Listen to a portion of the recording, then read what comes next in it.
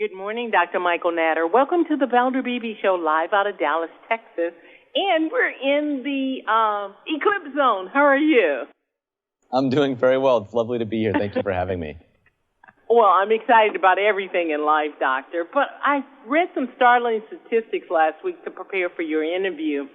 Let me tell you what I read. I read type 1 diabetes is on the rise in America. Currently, about 1.24 million Americans live with type 1 diabetes, and that number is expected to grow to 5 million by 2050. Are my eyes deceiving me, or did I read that right?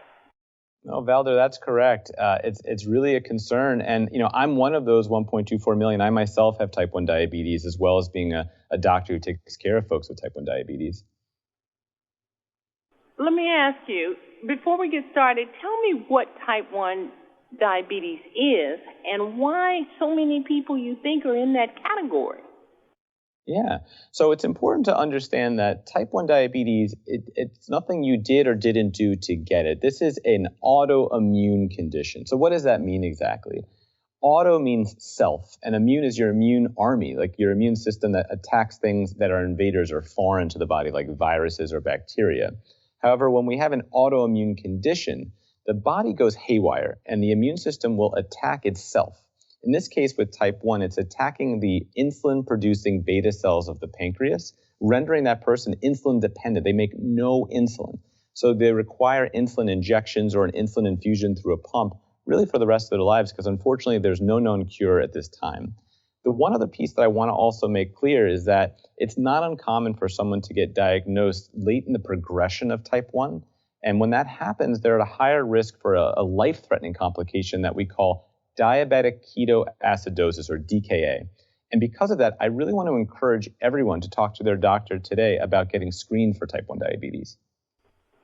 I want my listening audience to know that Dr. Michael Natter, he's a leading New York City-based endocrinologist who also has, he said, type 1 diabetes himself. And he's in the Valder Beebe Show studio to lend his professional opinion on this topic. Dr. Natter, tell us about, you mentioned it just a little bit, but I don't know, I can't think of a better person to tell the story about type 1 diabetes, particularly being a doctor treating people with type 1 diabetes. Yeah, Valder, it was a real shock to me. It was 2 weeks after my 9th birthday when I was diagnosed. I actually was in DKA at the time. And while it was a shock to me and my family, and it was really jarring, it did give me this calling in life to become a physician, and not just a doctor, but an endocrinologist, a specialist who takes care of folks with type 1 diabetes. And I have to say, I really understand my patients and what they're going through, because I go through it as well. So it's made me a much more understanding and empathetic physician, which is something I do really cherish. And it's something that's really passionate to me about education for both the public, myself, my patients, and everyone involved. Okay, you said this also. I'll just go back over it. How important is screening for type 1 diabetes, and how do you get screened? So screening is very important, especially as you mentioned at the top of the show, that there's a lot of rising cases. And so it's important for us to screen. And it's a blood test. You talk to your physician, you say, I want to have a conversation about type 1 diabetes and screening. And that blood test is looking for autoantibodies. And when there's positivity of autoantibodies specific to type 1, it increases the high likelihood of developing type 1 diabetes at some point in your life. So when we screen, you don't necessarily have to have any symptoms. You don't need to be insulin dependent at that point at all. And that's part of the point. When you screen early and you detect that, that allows us to really teach the patient in a nice, calm setting what type 1 diabetes will mean if and when they develop it.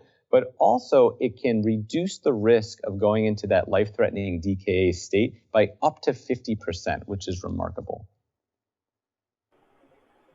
Type 1 diabetes, going back a long time ago, it seems like we talked about type 1 diabetes with people who were born with it. But now people, it seems you can acquire it. Am I not understanding that? No, Valder, that's a great point. So it still is the case that most type 1 diabetes is diagnosed in childhood. That's still true.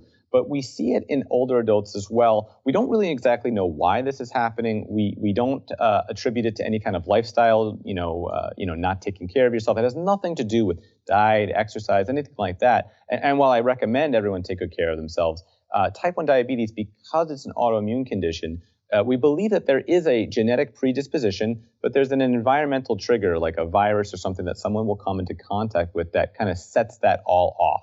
Now, importantly, if you do have a family member, a first-degree family member with type 1 diabetes, that does inherently increase the chances or risk that you could develop type 1 diabetes.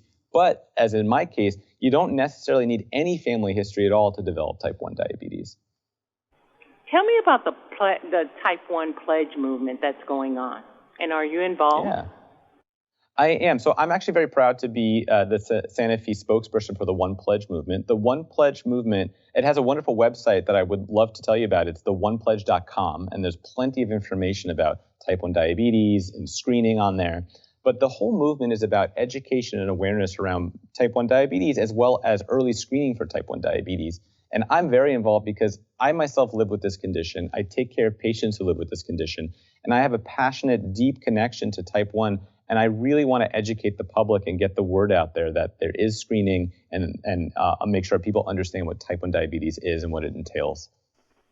Okay, I want my audience, I want you to stay with me because I'm going to tell you how you can get involved in the pledge movement. But before I do that, Dr. Nader, I'll ask you this final question. You say there's no cure for type 1, but I see technology advancing in medicine at a rapid pace. Is there anything on the horizon? Yeah, so there's a lot of things that, we're working towards. There's wonderful ways of managing diabetes with a lot of the tech and the medications we have. But I'm really here today, Valder, because I want to talk about the early screening. And I think that's really important we focus on the screening so we can hopefully take care of diagnosing before any really scary symptoms emerge. Tell my audience how they can get involved in the pledge movement.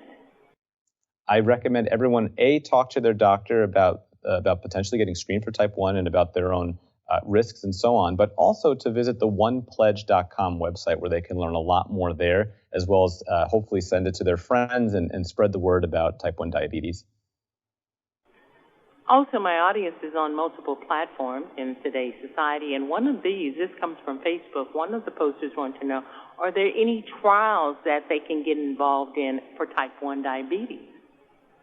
I would love for them to talk to their doctor about that. There are a number of different avenues and things in the works, but it's really important that they talk to their own personal physician. I can't give that, individual medical information out today. But again, the idea of today is talking about the awareness around screening for type 1 diabetes.